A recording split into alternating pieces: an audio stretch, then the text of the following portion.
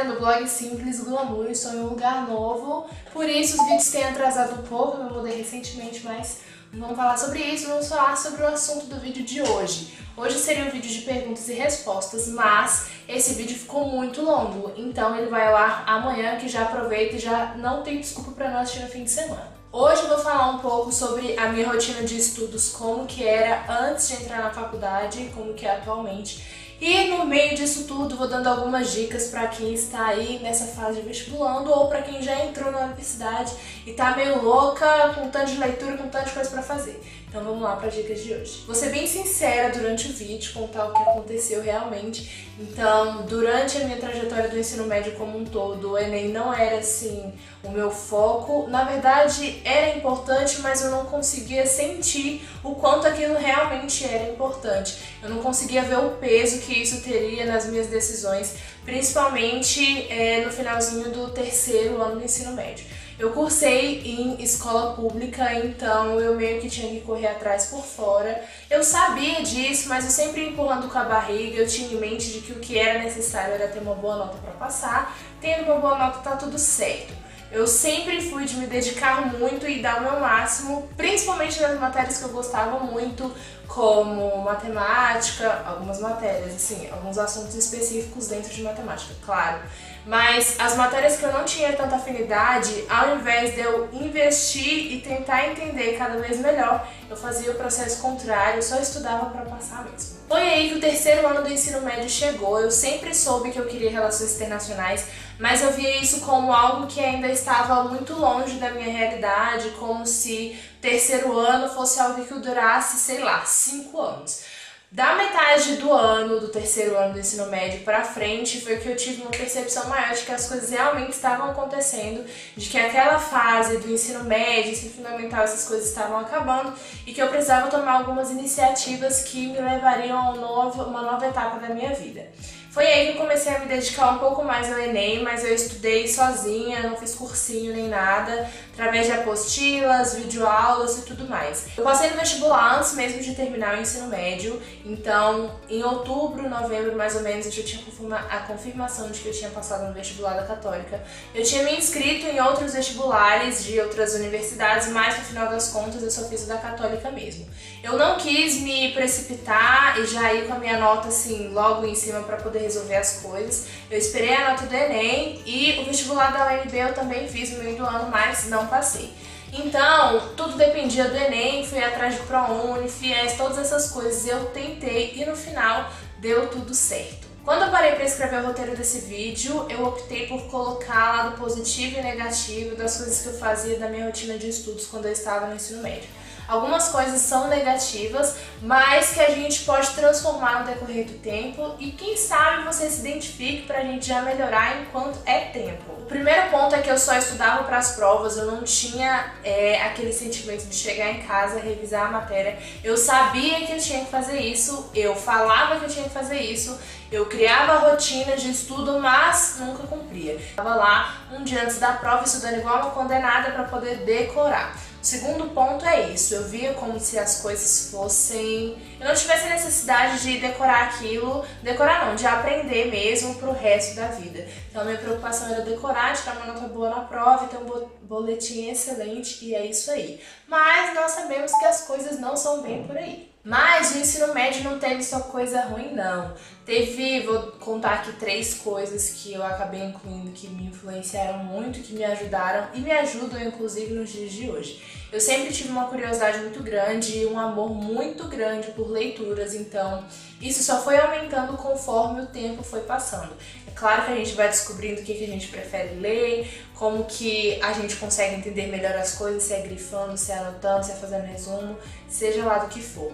A segunda coisa é que eu sempre fui muito comprometida com os meus compromissos. Se eu tinha um trabalho, se eu tinha uma prova, eu ia dar o meu máximo para poder fazer com que eu alcançasse a nota máxima naquela tarefa específica. Mas, como eu falei, o ponto negativo disso tudo é que eu só me dedicava para essas ocasiões especiais e a rotina de estudos é essencial para a vida eterna, como todos nós sabemos. Algumas dicas para quem está no ensino médio, eu acho que a primeira de todas é valorizar cada momento o máximo que você puder. Não é porque uma matéria só vai ser cobrada na prova ou porque isso vai ser inútil para minha vida.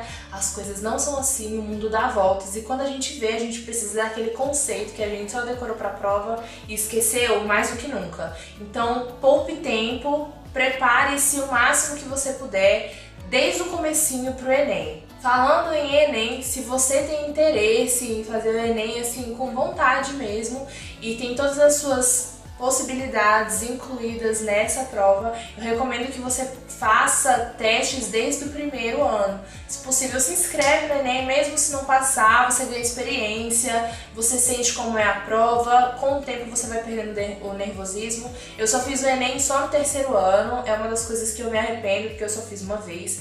Fiquei muito nervosa na hora, não consegui administrar meu tempo direito, deixei de fazer algumas questões que eram essenciais, enfim. De qualquer forma, o tempo que você dedicar e aperfeiçoando cada vez mais as suas técnicas de estudo, como você se prepara, como você se sente numa prova dessa amplitude, com certeza vai fazer a maior diferença do mundo quando você for fazer a prova para valer. Por último, é para você criar hábitos de estudo desde o começo, porque pode ter certeza que isso vai ser essencial para quando você entrar na faculdade, não só em relação ao conhecimento da matéria que você vai estudar, que talvez você já tenha visto, mas também na questão de ter um hábito e saber que tal hora para você estudar, tal hora para lazer. Vamos aos dias de hoje. Assim que eu entrei na universidade, muita coisa não mudou. Eu fui empurrando com a barriga no primeiro semestre, recebi um baque muito grande, porque é um modelo completamente diferente. Relações internacionais tem muitas leituras.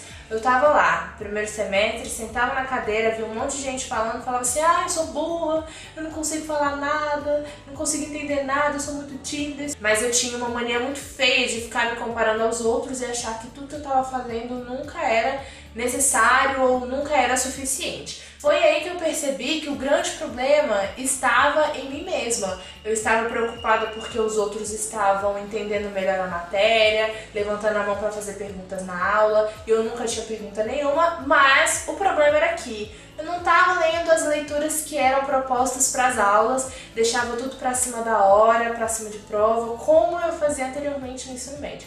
Por não ter dado a devida importância a algumas matérias que são essenciais para o curso de Relações Internacionais durante o ensino médio, eu tive que correr muito mais atrás conforme a graduação foi passando.